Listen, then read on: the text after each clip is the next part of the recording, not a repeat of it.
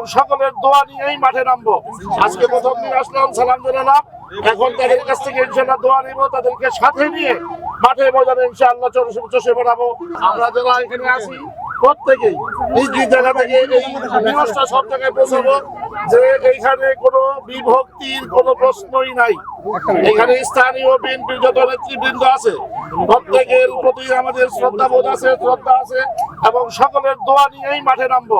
আজকে প্রথম দিন আসলাম, সালাম জানালাম, এখন তাদের কাছ থেকে ইনশাআল্লাহ দোয়া নিব, তাদেরকে সাথে নিয়ে মাঠে ময়দানে ইনশাআল্লাহ চষে বেড়াবো এবং ভোটারদের দ্বারে দ্বারে বসবো। আপনাদের সহযোগিতা কামনা করছি।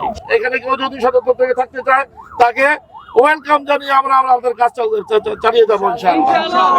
আপনি শেষ পর্যন্ত থাকবেন নাকি? শুরুতেও আছি, মাঝেও আছি, শেষেও থাকবো ইনশাআল্লাহ।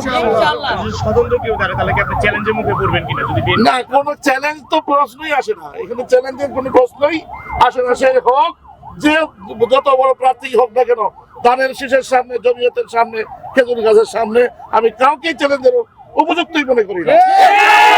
গণতান্ত্রিক দেশ, যে কোনো নাগরিক সে কি স্বতন্ত্রভাবে নির্বাচন করতে পারে, বিধায় সেই জায়গা থেকে তাকে সেই সম্মানটুকু তিনি প্রাপ্য এবং তার সাহস যোগানোর জন্য যা যা লাগে সে তাকে সুবিধা করে দেওয়ার জন্য যা যা লাগে সবটাই আমরা করবো ইনশাআল্লাহ।